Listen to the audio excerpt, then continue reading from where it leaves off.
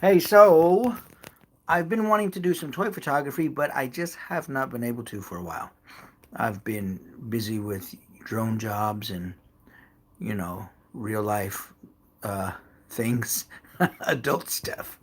So, anyway, I said that to say that I'm excited. I'm getting ready. I got a couple new things I'm doing.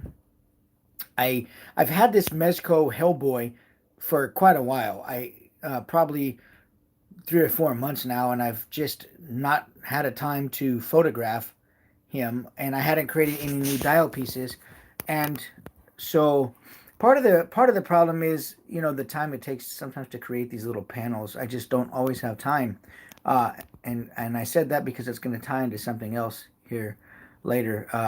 As far as airbrush equipment goes, I bought some airbrush equipment too, and man, oh man, did that really save me some time in laying down some base coats on you know the panel walls and stuff like that. It was really cool. But anyway, so I bought this Hellboy Mezco 112 a while back, and I've been wanting to shoot it, and I've been wanting to do some toy stuff. But the weather's been so good that I've been outside and I've been doing like I say, drone jobs, paid stuff, and so got to pay bills. So, uh, but you know. I'm inside now, and I've got a little free time between having to edit some video for a customer and my real job that I created this cool little dial panel. And all I really wanted to do, well, it started off, I was going to do something entirely different. I was going to, try to do some kind of torn down, run down, battle ruined buildings. Uh, and it's harder to create ruined looking things than it is just to create something that doesn't look ruined. So I wasn't happy with how ruined my buildings looked. So anyway, we did this, but it's really pretty cool. I'm gonna shoot this. I'm gonna probably. I don't know if I have time tomorrow. It's the fourth. Tomorrow's not the fourth, but it's Fourth of July weekend anyway, and I've got some. I've got to run up north and do a couple of things. But look at this panel. I'm gonna try to shoot it as quick as I can. I'll tell you what I. A couple of things that I like though. I made a mix of the styrofoam wood and some of the like real wood stained popsicle sticks. Um, I don't know that I'm a fan of the real wood as much as I am the styrofoam wood. See, look at that styrofoam wood. It just looks really, really good.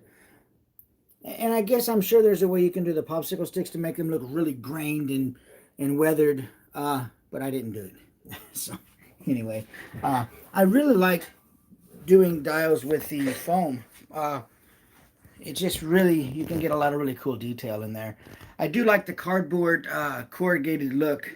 I created a window up here with a little overhang, and I created a garage door, a little rusty garage door with the cardboard, and that's pretty nice to do. That's pretty easy to do, and at any rate, I did what I wanted to share too.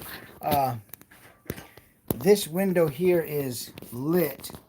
Maybe I'll turn the light off and see real quick.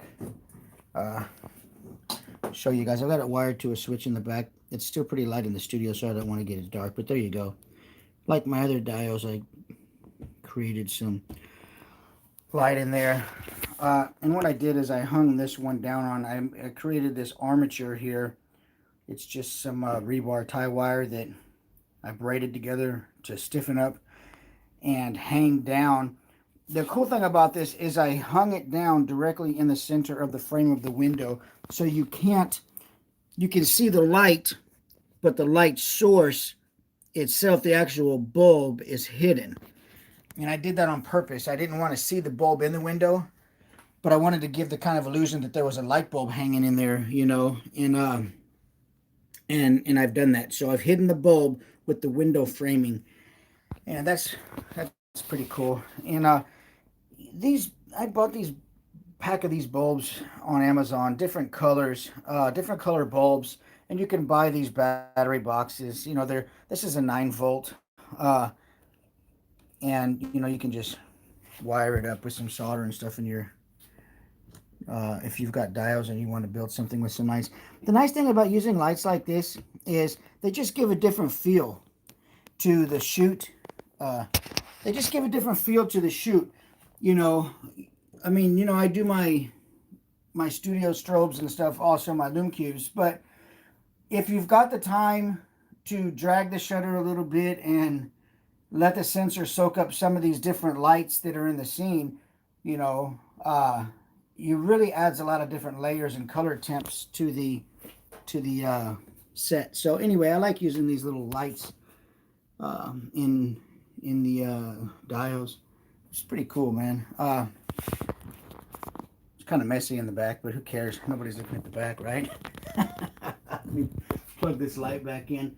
But so another really cool time-saving thing that I did was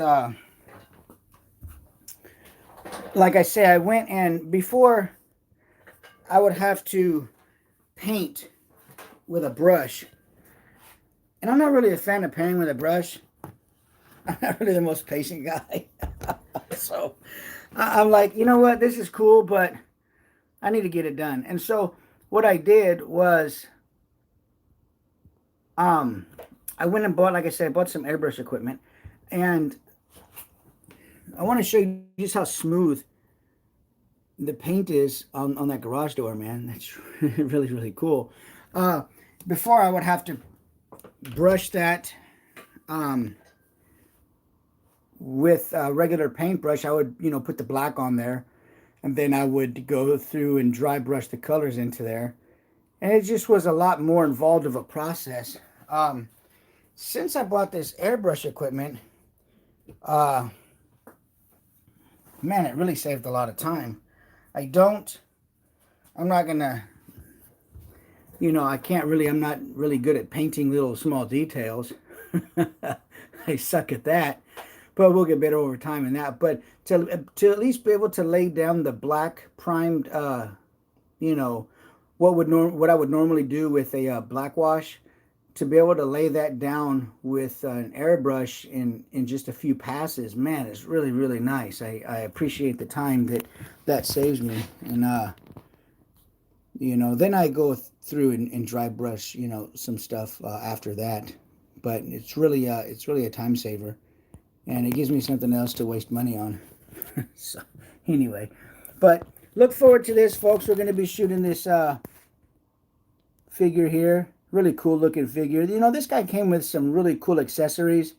I'm not really a fan of the figures that, I'll show you what I'm talking about. Sometimes these figures, they've got this hair that comes down, and it's not a flexible hair, so it doesn't allow for the head to really fully turn or to articulate back. And I'm not really a fan of that, because sometimes I want the head to turn and I want it to go back. But other than that, that's my only really gripe on this figure. He's got an amazing amount of detail on him. I mean, you can see, you know, the boots, the pants. They've got little pants on the pockets on the cargo pants. You know, I mean, he's got an incredible amount of detail on him. And it's really cool. He came with some really nice accessories.